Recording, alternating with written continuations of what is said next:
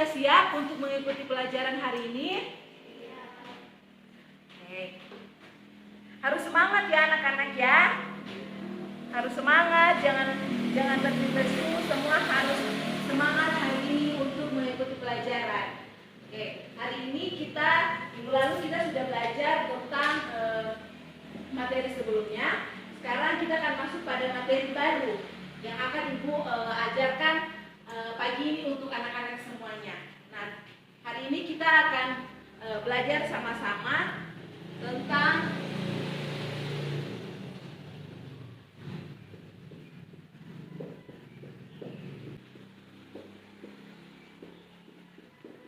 baca sama-sama. Allah berkuasa atas hidup manusia. Oke, jadi materi kita hari ini adalah Allah berkuasa atas hidup manusia. Nah, ketika Allah menciptakan manusia itu atas kuasanya Allah atau seperti apa? Atas kuasanya Allah. Nah, ayat Alkitab sebagai pendukung kita hari ini itu ada dalam Kejadian 1 ayat 26 sampai 27. Ingat-ingat ya, nanti di rumah anak-anak bisa baca Alkitab. Baru Kejadian 2 ayat 7 dan Matius 26 ayat 36 sampai 46. Nah, di sini Ibu mengajarkan untuk anak-anak semuanya ketika Allah membentuk manusia. Nah, kalau kita baca dalam Kejadian 2 ayat 7 itu, di situ kan katakan bahwa apa? Allah menciptakan manusia dengan tangan kanan Allah. Jadi Allah sendiri yang menciptakan manusia. Nah, setelah Allah membentuk kita dengan tangannya sendiri, Allah baru apa yang Allah lakukan?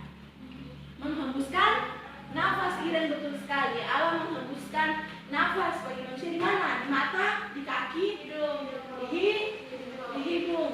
Nah, jadi ketika Allah sudah membentuk manusia, Allah bentuk manusia, makanya Allah hidup. Nah, hidup di hidung. Maka adalah kita makhluk hidup. Apa saja makhluk hidup? Manusia, tumbuh-tumbuhan, hewan. Nah, itu Allah, tapi Allah bentuk dulu manusia. Nah, ketika Allah sudah membentuk manusia, makanya manusia ini dikatakan berkuasa atas bumi dan apa? Bumi dan isinya.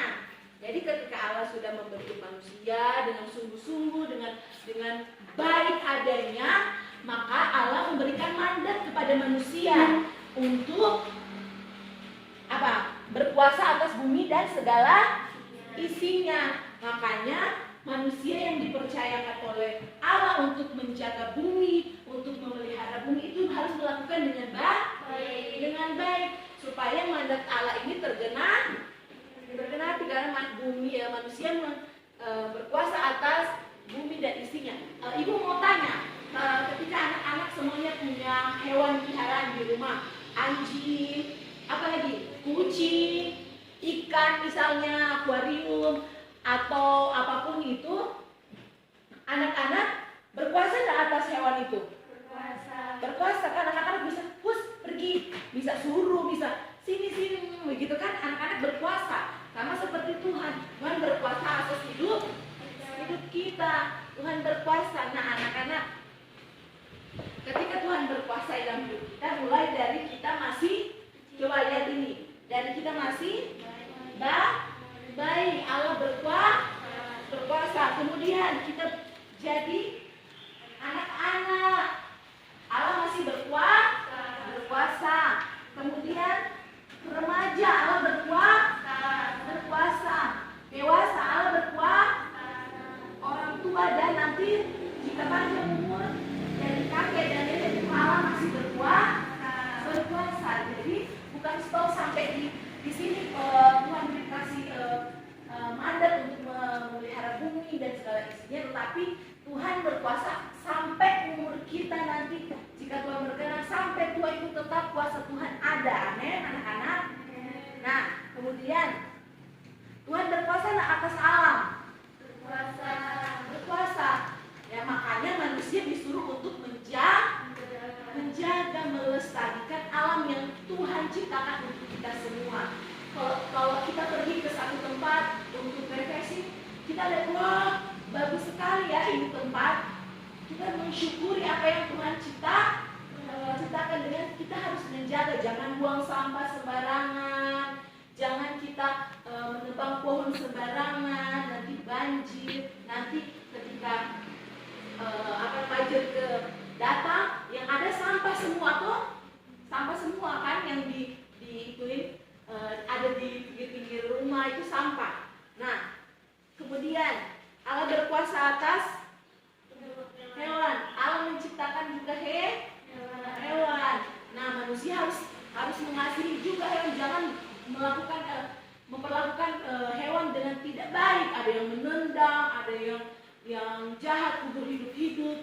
Ya, harus mengasihi sama-sama, harus pelihara hewan yang ada, yang kita punya di rumah. Kita harus menjaganya. Nah, kemudian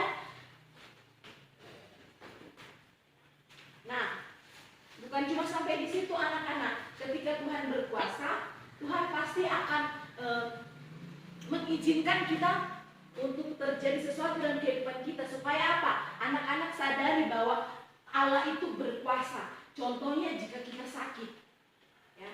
Ketika kita sakit, kita lihat nggak mujizat Tuhan, kuasanya Tuhan dalam hidup kita. Anak-anak pernah rasakan tidak? Bahwa begini ya Tuhan, ternyata Tuhan itu berkuasa ya. Saya sakit tapi saya masih bisa Tuhan tolong sembuhkan. Ada yang pernah rasa hal itu? Oh, enggak ada yang rasa semua ya? Semua yang pernah rasa? Ada rasa. Nah, jadi anak-anak, contohnya di sini seperti orang yang Tuhan sembuhkan apa aja? Penyakit kusta, apa aja? Buta, orang lumpuh, ya kan? Bahkan orang yang sudah mati, Tuhan hidupkan kembali. Itu menyatakan bahwa itu kuasa Allah atas hidup manusia. Ya, jadi jangan pernah anak-anak itu meremehkan kuasa Tuhan dalam kehidupan anak-anak semuanya. Ibu percaya semuanya, meskipun masih kecil, semuanya akan merasakan bahwa ada kuasa Tuhan. Ya. Nah, selanjutnya kalau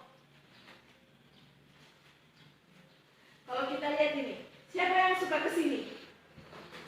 Nah, semua pasti suka ke sini. Ya, ini buatan manusia. Nah, apa orang karena buatan manusia, jadi kita tuh main-main rusak-rusakin, main-main. Naik terus kita buat onar di tempat ini, begitu. Nah, jadi kita harus sama-sama menjaga. Karena ini juga Tuhan kasih hikmat kepada manusia untuk membuat ini taman bermain.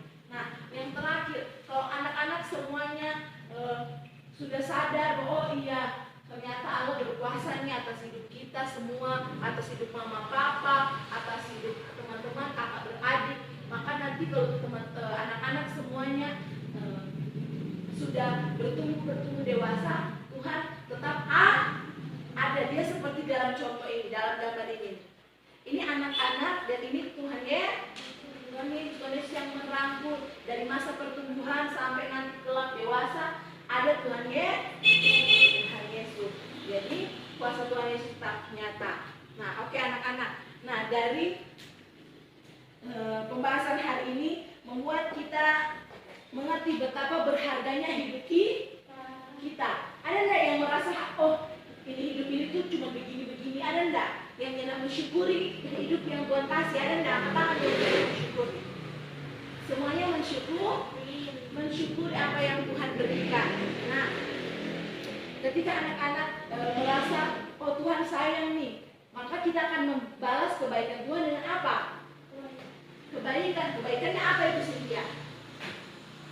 Kita balas kebaikannya Allah Tuhan dalam hidup kita apa?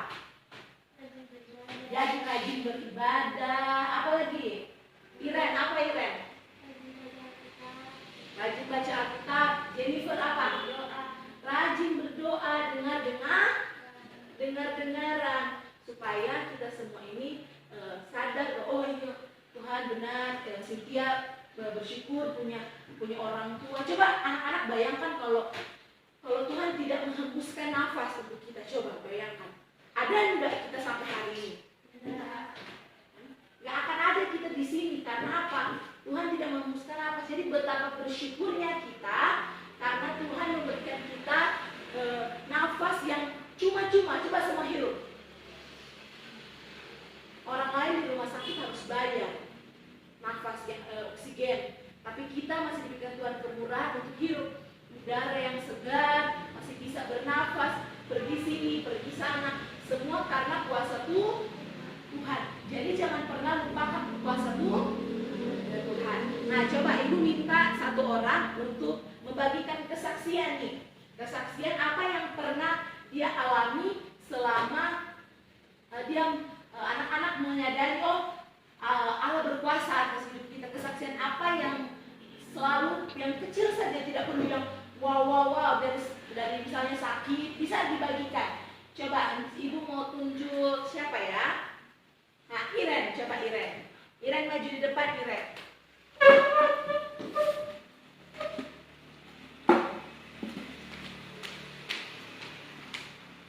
Coba Iren. Teman-teman dengerin Iren ya. Shalom. Halo. Saya mau bersaksi waktu bulan lalu itu sakit terus masih belum sembuh, udah 1 minggu. Terus mama ajak doa suruh baca Alkitab. Setelah 5 hari kemudian sembuh itu karena Tuhan dan berdoa. Cuma ini kesaksian saya. Terima kasih. Oke, tepuk tangan dulu. Iren sudah berani maju di depan. Nah, anak-anak, apa Iren bilang? Dia sakit, tapi dia berdoa. Dia bersama mamanya berdoa. Tuhan sembuhkan tidak? Sembuhkan. Lihat itu betapa kuasanya Tuhan. Iren sakit, Iren berdoa bersama orang tua, dan akhirnya Tuhan menunjukkan mujizatnya. Iren disembuhkan. Jadi anak-anak, ya. Jadi siapa yang sudah mengerti pelajaran hari ini? Semuanya sudah mengerti, ya.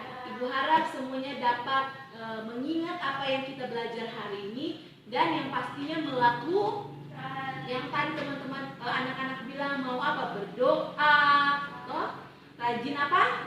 Ibadah, baca Alkitab, dengar-dengaran kepada orang, dan mengasihi sesama, dan mengasihi lingkungan